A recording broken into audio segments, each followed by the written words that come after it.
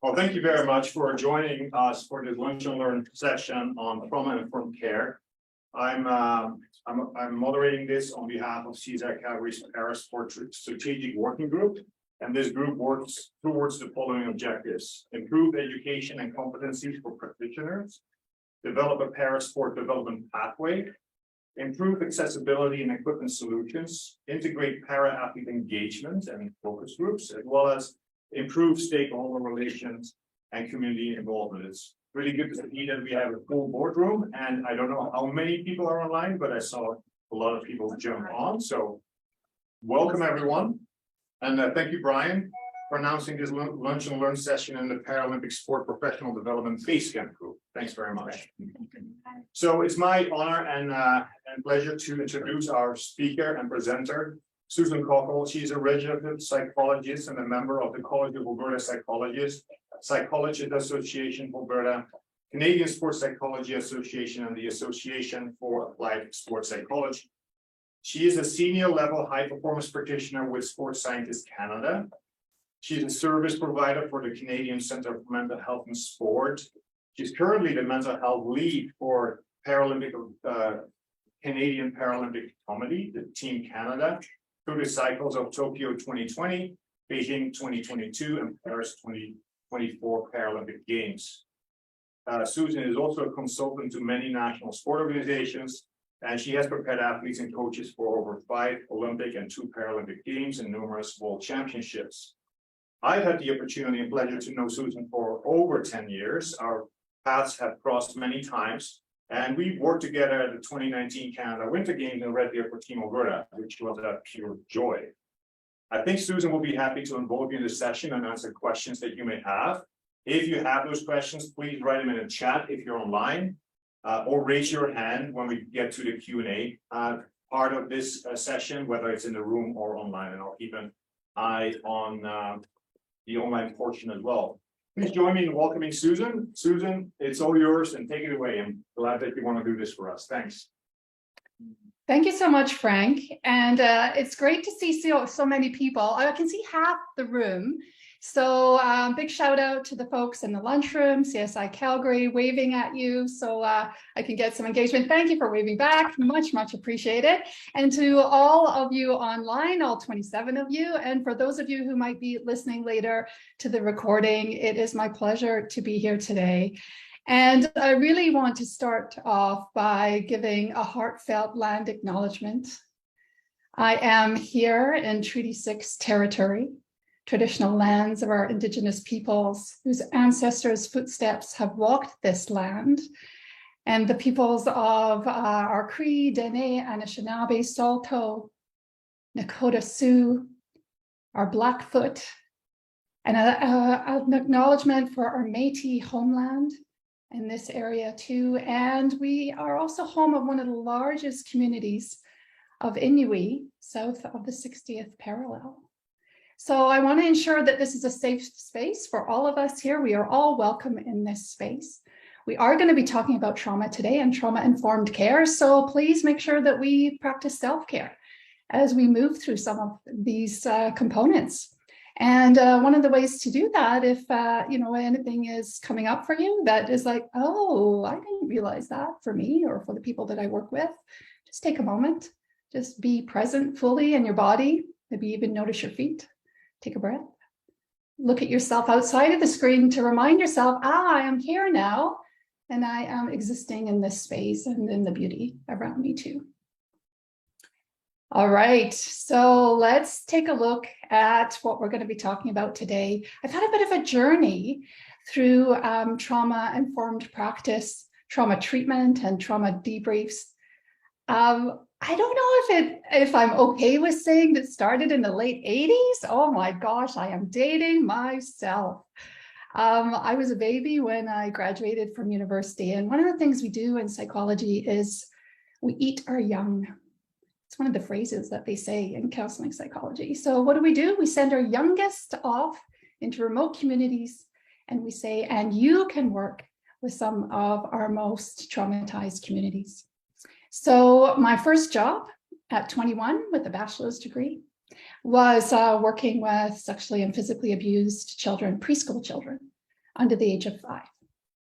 And from that, I have learned so much from the people that I've worked with, and many in our First Nations community, and in particular, the community that I flew into, Driftpile, and was also able to learn more about intergenerational trauma and residential school abuse impacts.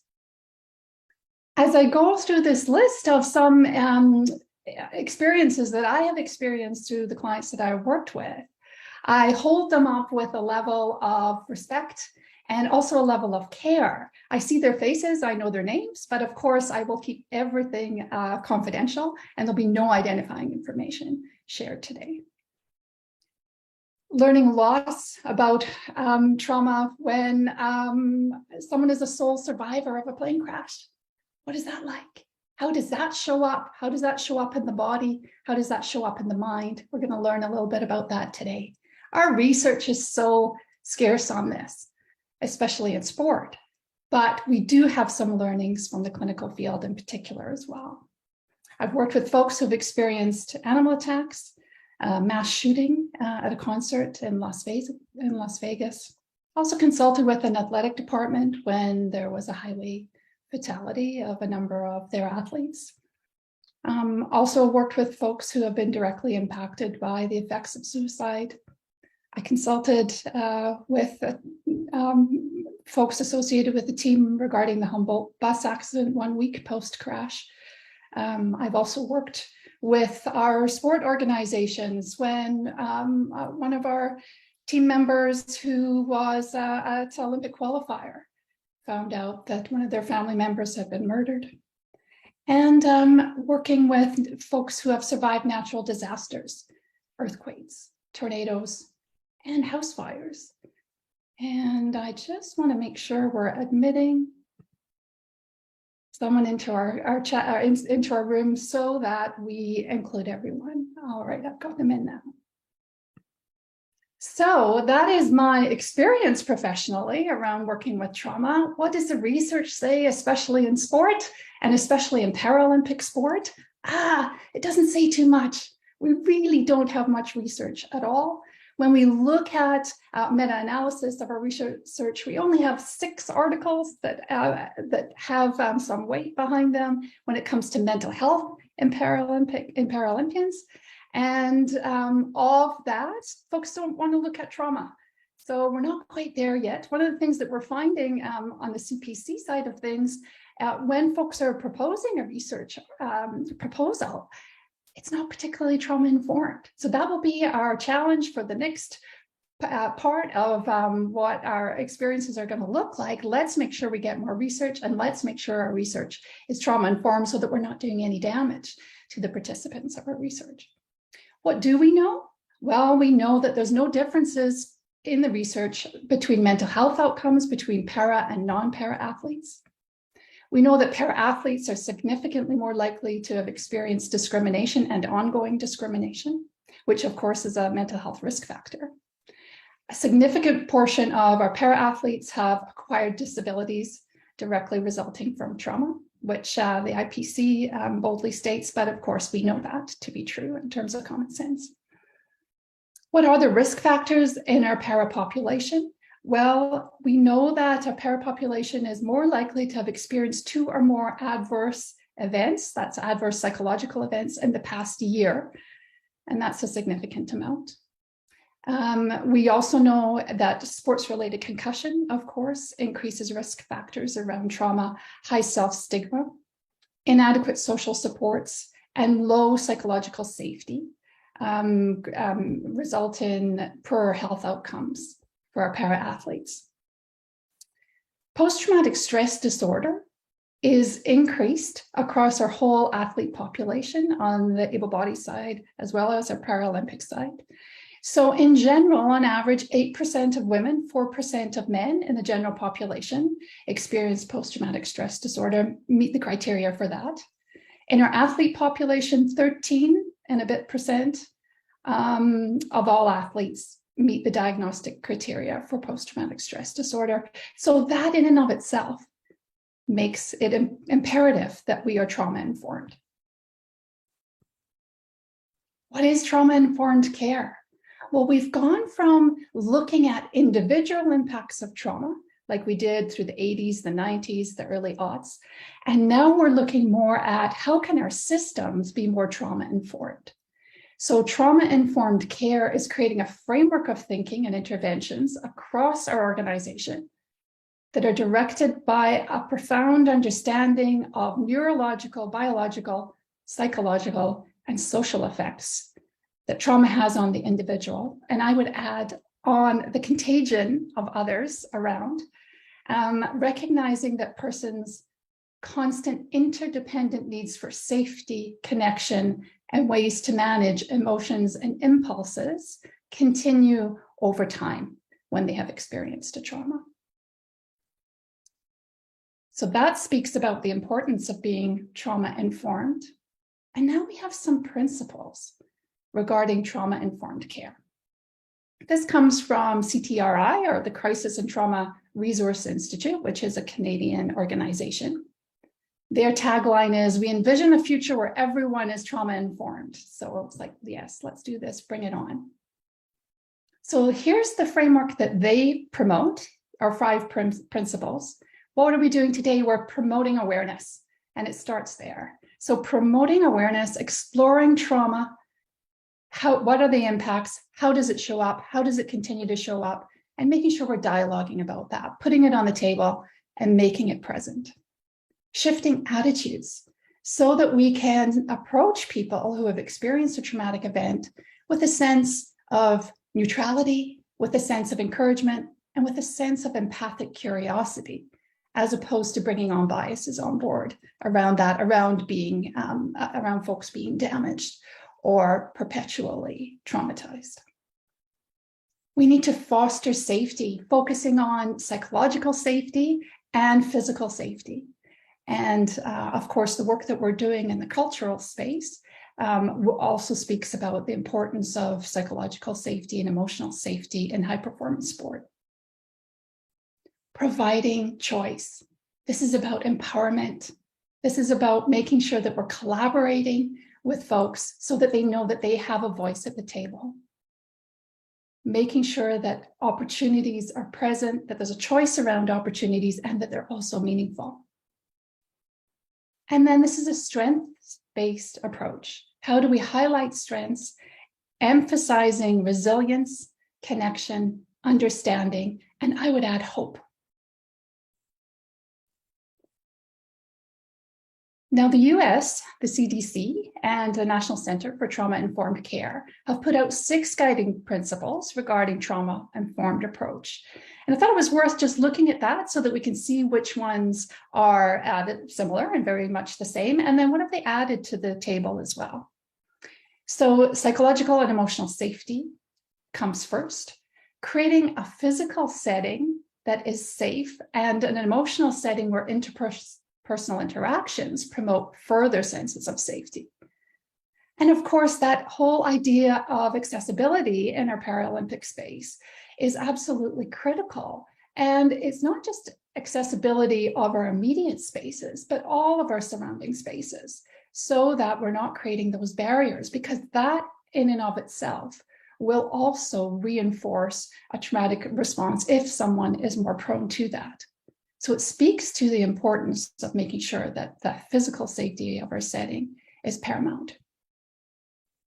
Trustworthiness and transparency in our operations, in our decision-making, so that trust comes to the fore.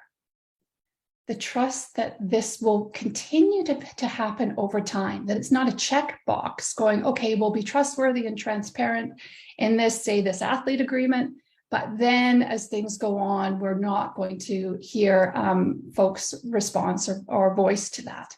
So we need to make sure that we have ongoing discussions that increase trust and transparency. I like how they've added in peer support here. So learning from peers, having peer-to-peer support and collaboration, and utilizing that lived experience to promote others' recovery and healing. And I think we can be more creative on how we can create this in our Paralympic space so that we can hear the voices of others with a lived experience, so that their voices are also at the table and also are leading the way. Collaboration and mutuality. So the mutual decision making. You can see that what we're trying to do with a trauma-informed approach is diffuse power. Hard to do in high performance. I appreciate that. But if we have that at the forefront, that we are trying to make our environments have a sense of more equality, a sense of more empowerment, that is a mitigating factor when it comes to trauma. Empowerment and choice over and over again, so that that becomes ongoing and onboarded for the future as well as for now, when you're first making decisions or when you're first engaging, that is the go-to over and over, empowerment and choice. And one of the pieces that I think that this US model really gets right is that they talk about the intersectionality of culture, about historical pieces, and about gender. Of course, we could add in sexuality around that as well. So making sure that we take into account past cultural biases, stereotypes, utilizing policies, protocols, processes that are also sensitive to and responding to racial, ethnic, cultural, and sexual needs, and gender needs as well. So if we really are going to be trauma informed, it starts with that awareness. So let's look at the actual definition. The term trauma gets used a lot nowadays. We especially see that with younger folks. I hear it in my own family with my young adult children. Oh, I was traumatized. That is my trauma. Oh, and they're just talking about an event that may have been upsetting or an event that actually might have been funny. So it's actually taken on another meaning. But if we look at how is trauma defined, it is an exposure to an actual or a threatened death, serious injury, or sexual violence by either directly experiencing the traumatic event yourself, directly witnessing those events occurring to others, learning that the event happened to a close family member or a very close friend.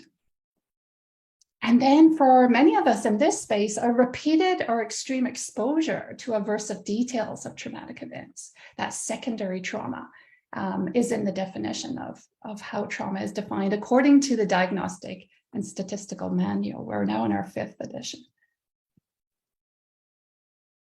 So let's look at it in sport. The Sport Mental Health Assessment Tool that the IOC came out with in 2020 and are working to formalize another version of the SMAT, looks at screening for post-traumatic stress disorder. It's actually screening number 9. And I think they get it right when they ask this question. It is, and the preface to it is, sometimes things happen to people that are unusually or especially frightening, horrible, or traumatic.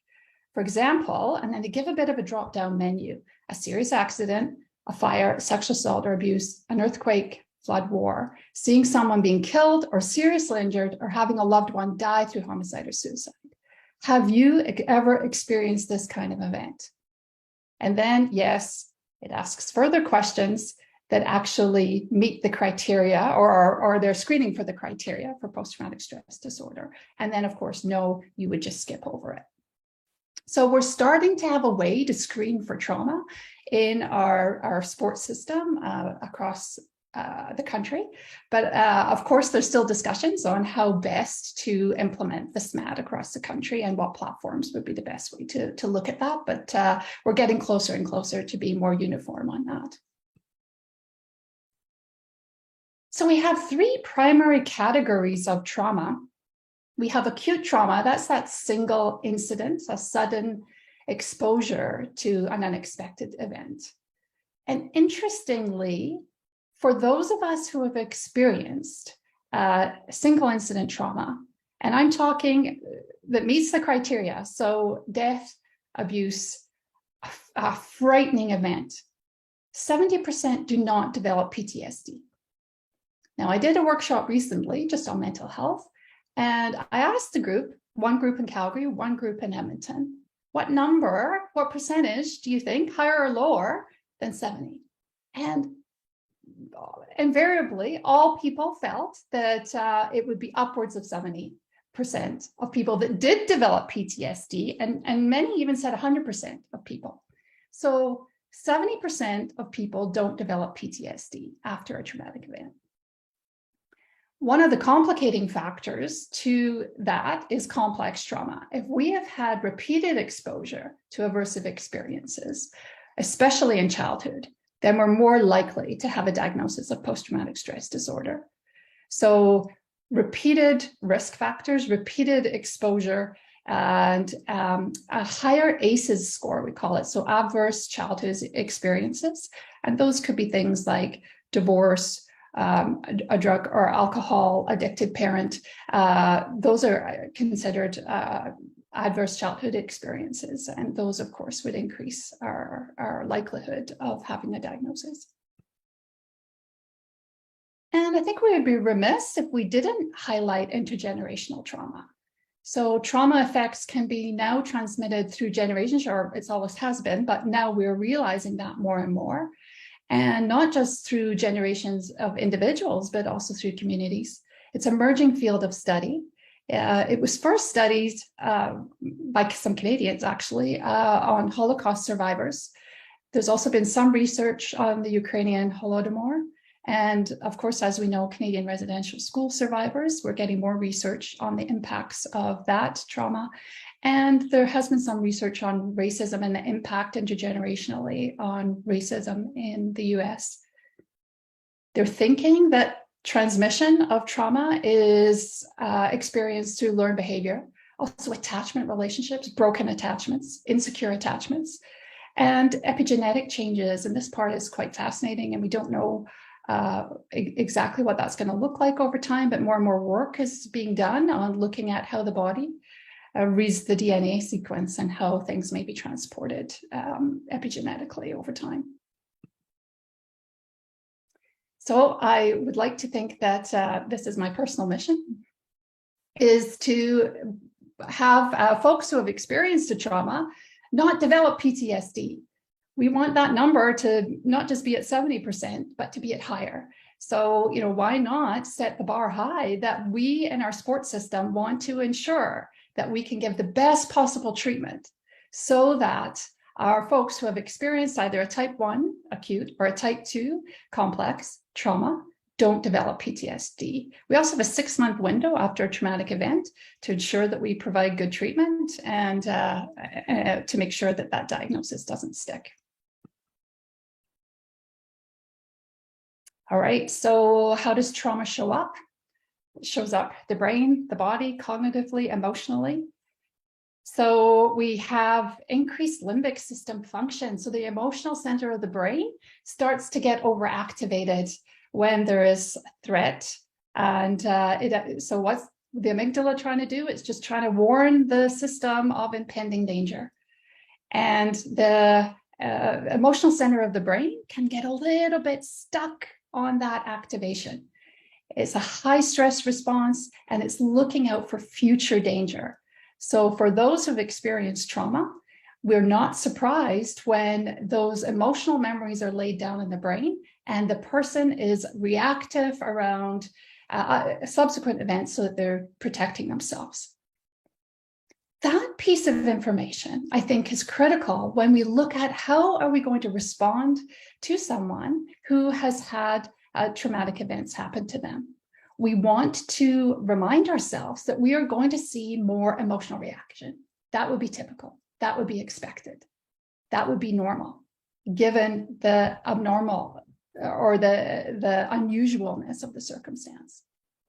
So increased limbic system function.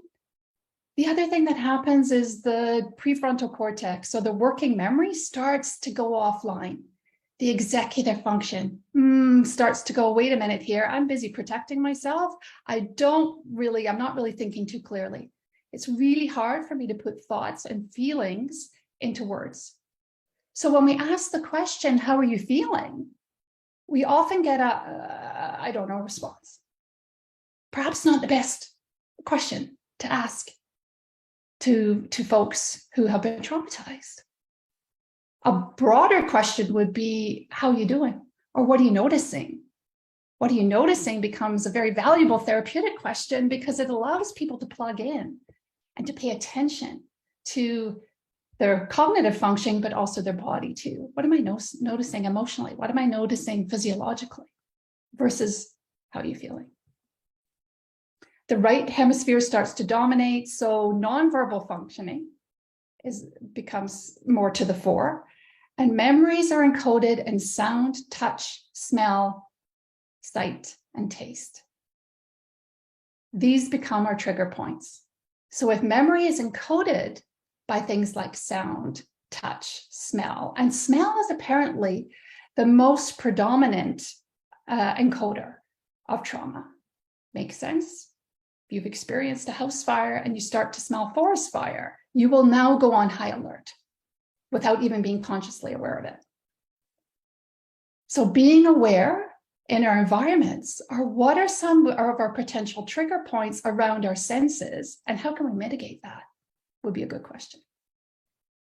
Then we have shutdown of the left hemisphere. So again, that's our working memory. So facts, organizing, planning, vocabulary even, and awareness can become compromised.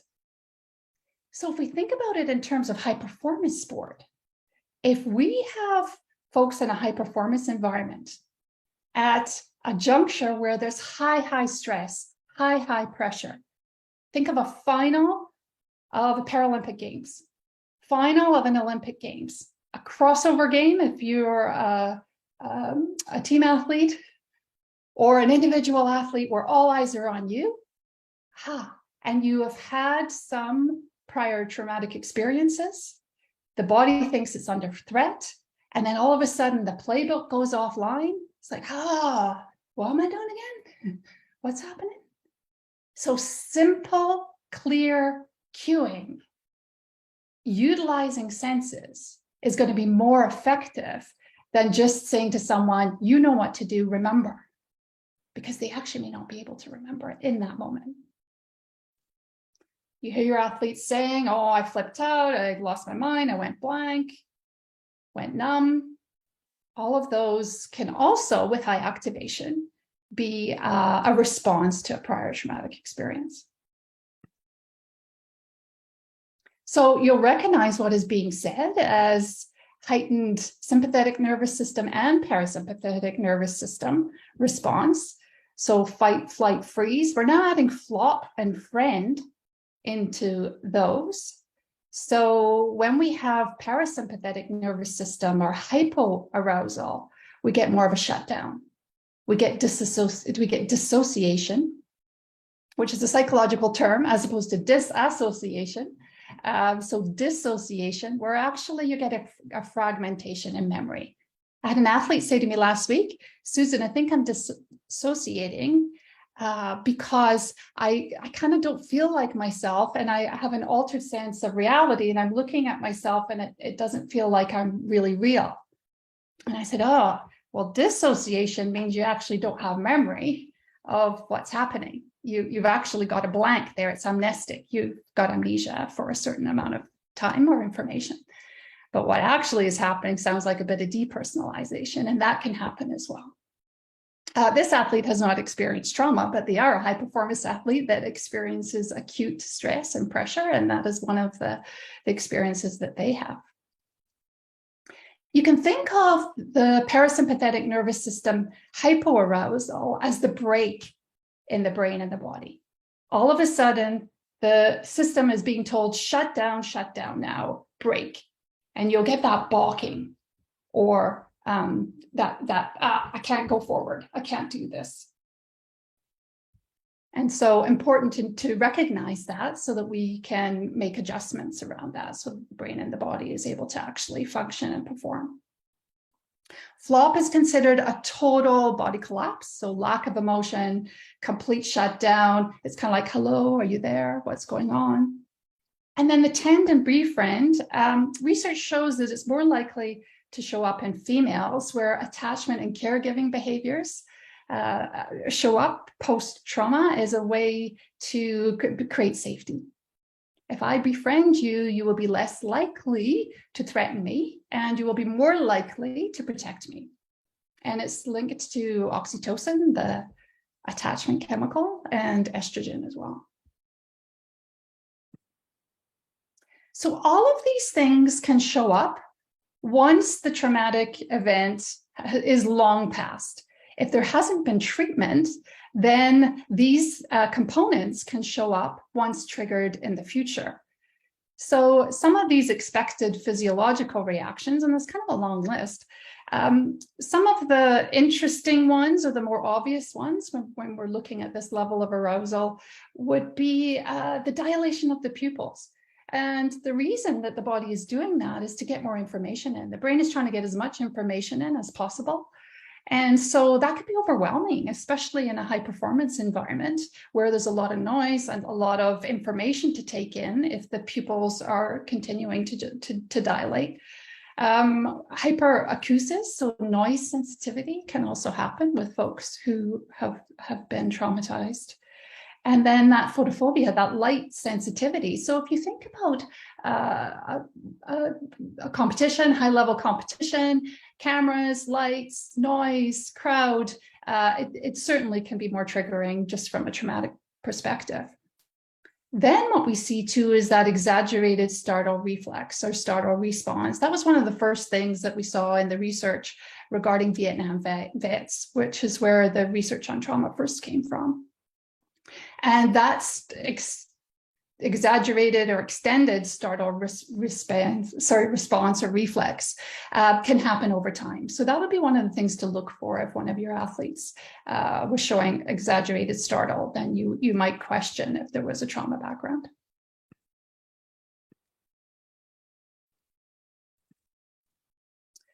Expected emotional behavioral reactions. Again, a little bit of a list. So intense anger reactions, especially if the anger seems to be overly blown or over what you would expect. It's more than you would expect given the circumstances. We often see an accompanying of blame and shame. And that would be one thing to make sure that we're looking for, especially if we have blame or shame around our sport. Is it also reacted or being reacted because of a trauma background as well? So when you see some of these components coming up, you might want to ask yourself, is this a response because of a prior traumatic event? And if so, I want to meet that with empathy, with caring, and with a level of understanding.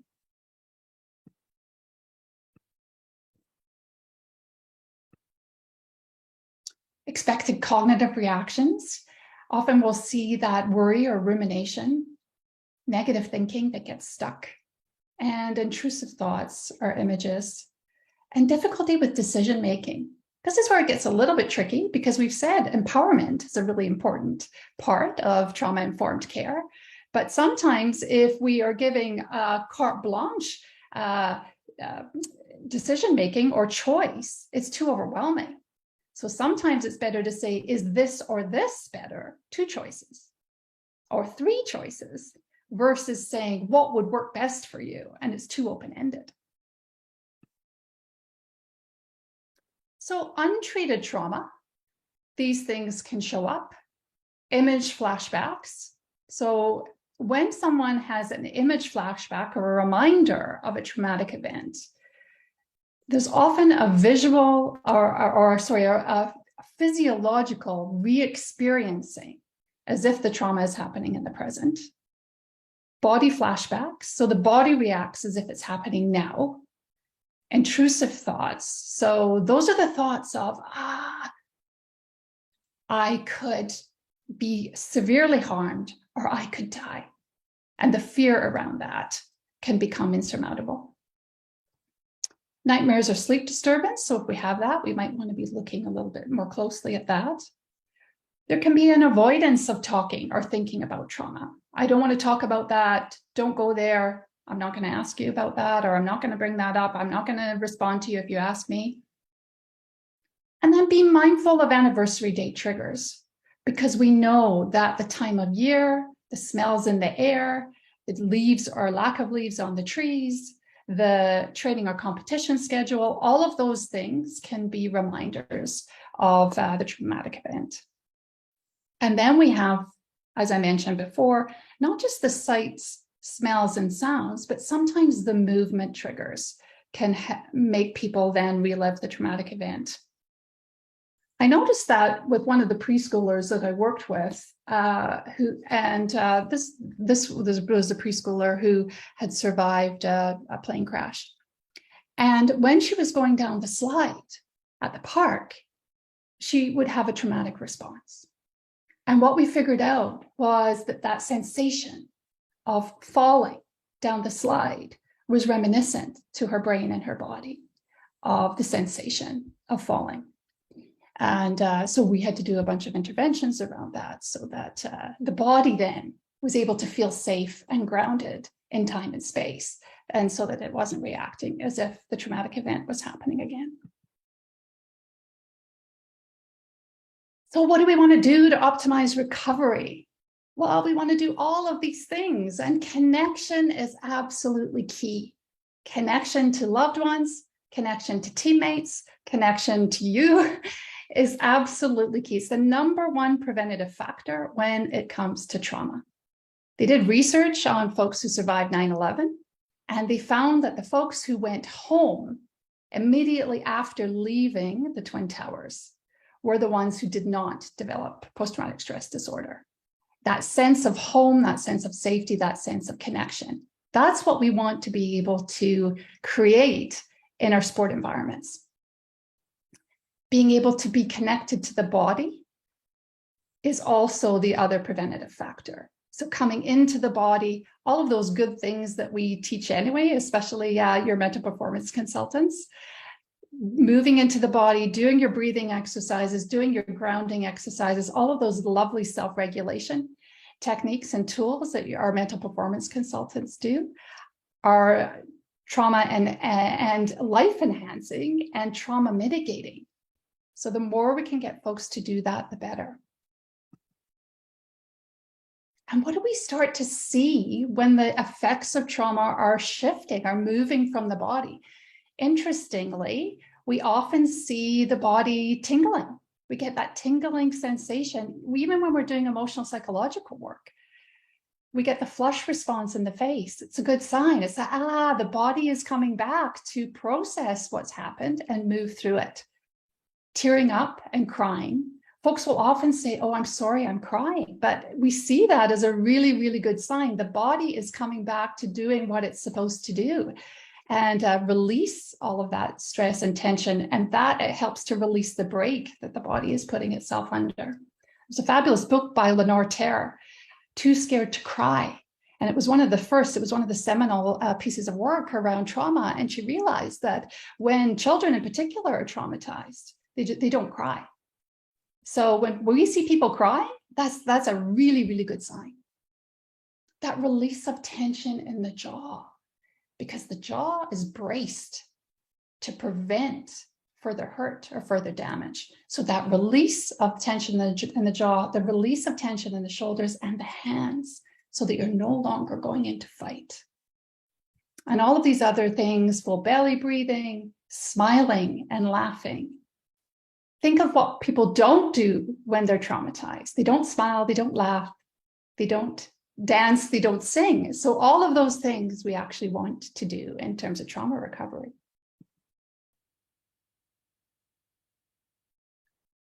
Some other things that we can do to prevent long-term trauma effects: get psychological treatment, especially mindfulness, EMDR, and neurobiofeedback. Those are the gold standards right now for treatment for trauma. Folks, we often hear CBT, CBT, CBT. It's not the gold standard for the treatment of trauma. We would prefer to do mindfulness, EMDR, and neurobiofeedback. We certainly want to encourage limiting drugs or alcohol, because the negative effect of drugs and alcohol post-traumatic events. It prevents the processing of the memory. It prevents the processing of the event. So it actually is more likely to increase the likelihood of post-traumatic stress disorder. I know that oftentimes we might say after a stressful or highly impactful event, you need a drink. It's one of the things that I try really hard to get out of my lexicon, because I don't want to reinforce that stereotype of needing to have that to cope. So instead, put on the music, move, dance, laugh appropriately, not weirdly. I don't mean dancing, you can dance any way you want, but make sure that you are reading the room when you're trying to let go or release some impacts of trauma. Trauma-informed support. So what could we actually utilize in our support system? So here I have an individual mental health action plan, which Game Plan has put together for us, which I think is a really, really good resource. And many of our NSOs are using it. So the green light, orange light, red light kind of program, what works best for you. And our mental health leads in the COPSA network have been doing a lot of work in this area too, across the country. And as I was doing my research, in particular around trauma-informed care, it made me think, maybe this is one thing that we could add to this resource too, these 5 questions. Because this is what the CDC resource has listed as important trauma-informed care questions. And they are: list things that may help you when stressed, but there's a drop-down menu provided so that our athletes and all of us in the sports system can say, yes, this is helpful for me. Chewing ice is helpful for me. Asking for a hug is helpful for me. And so that there is a protocol or a prototype already developed of what things are helpful.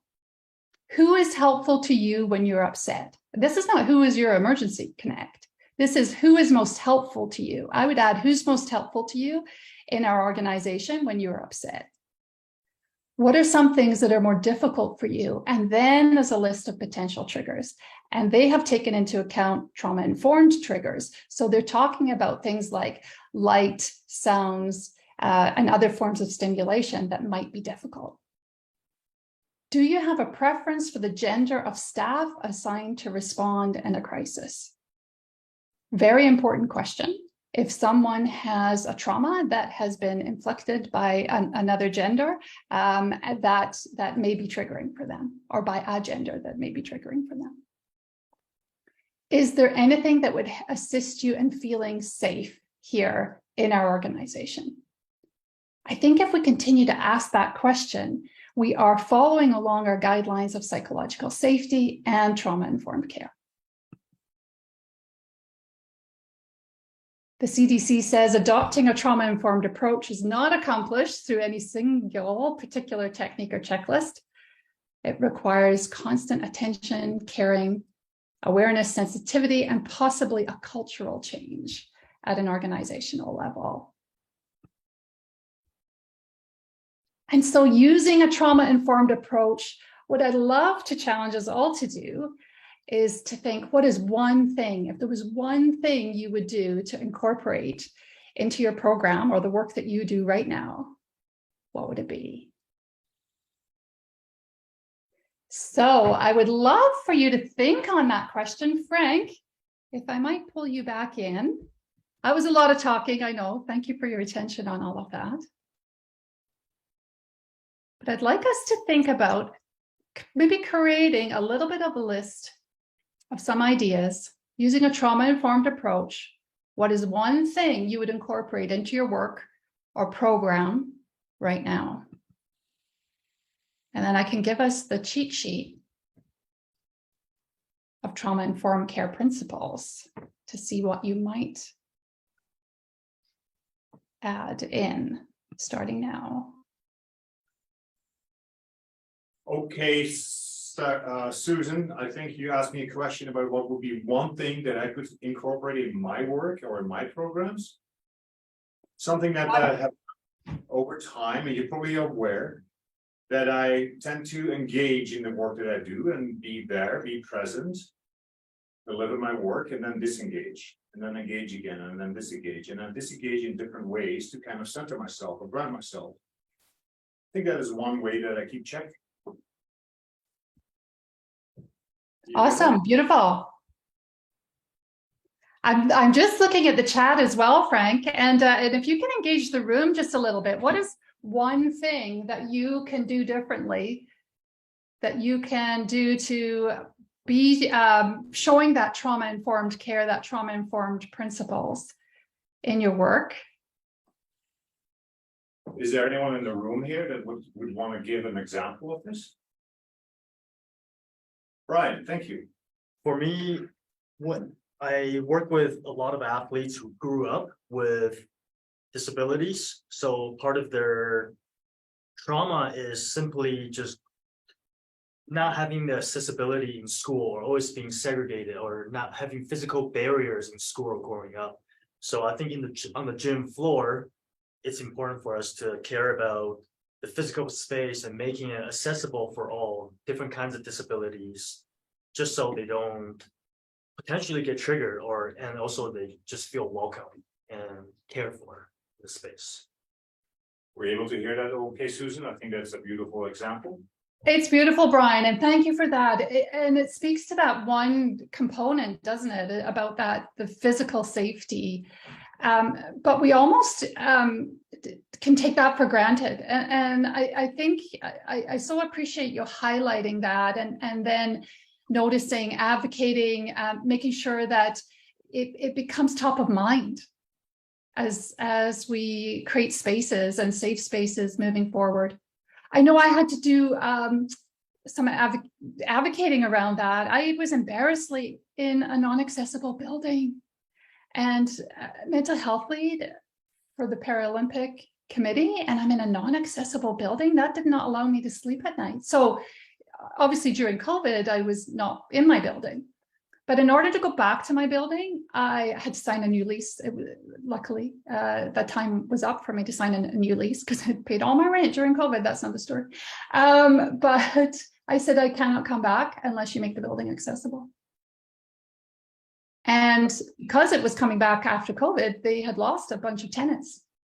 So I had been in the building since 1995, and they took out the front steps, concrete steps. There's 10, 12 of them, very steep.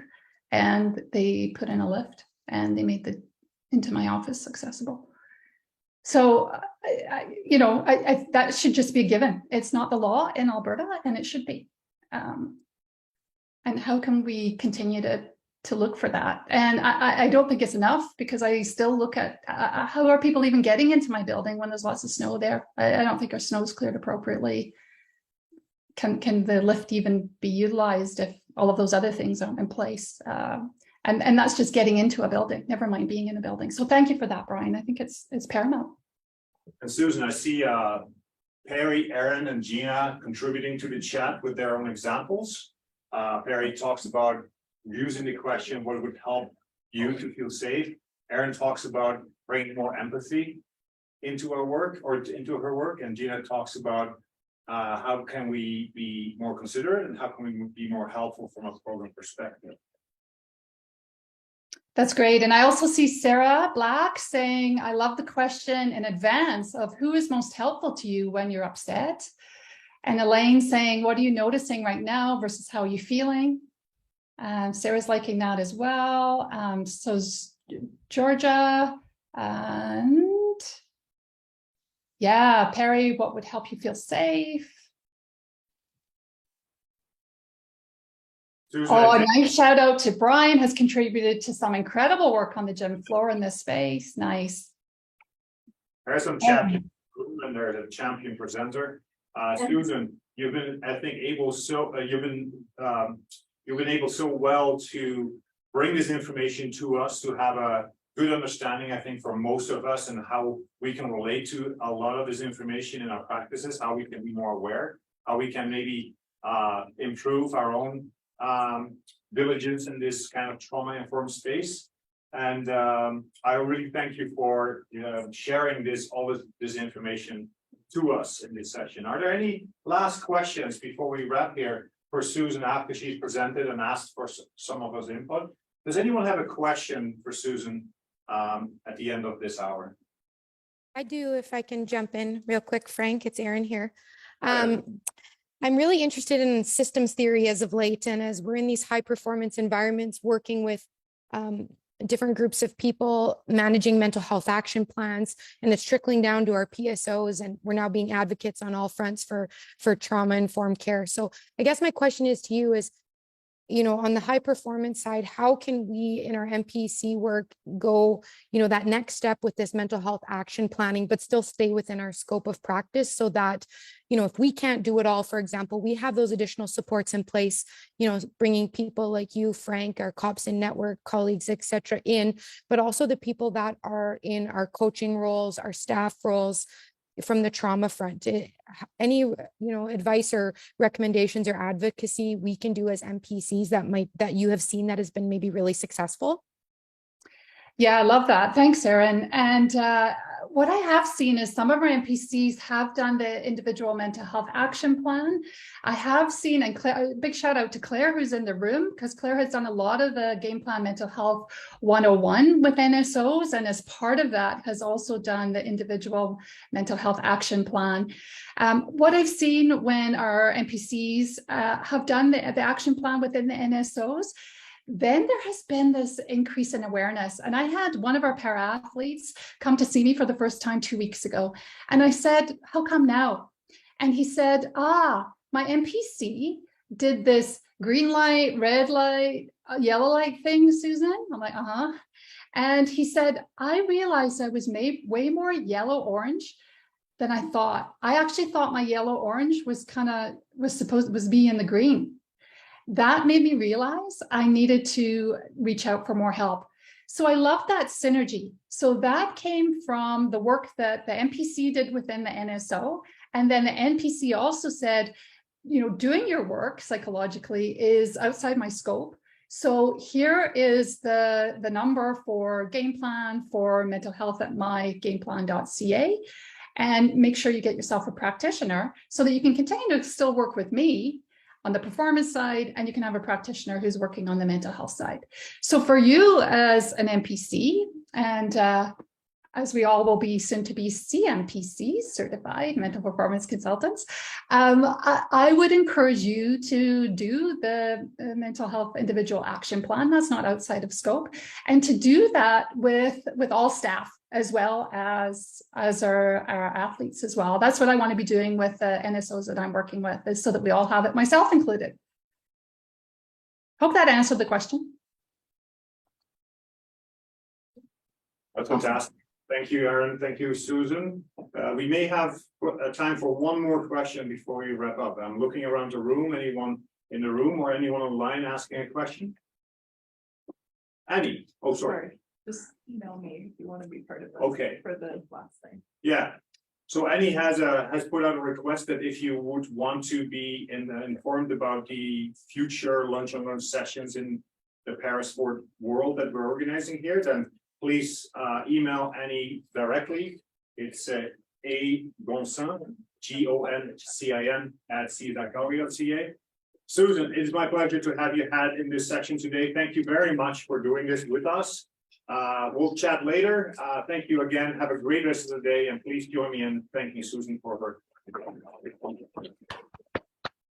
Thank you very much, everyone. Much appreciated. I appreciate that you want to know about the topic, and my contact's on there if you want to reach out. Perfect. Thanks, everyone. Have a good rest of your day. Don't waste the food. Enjoy.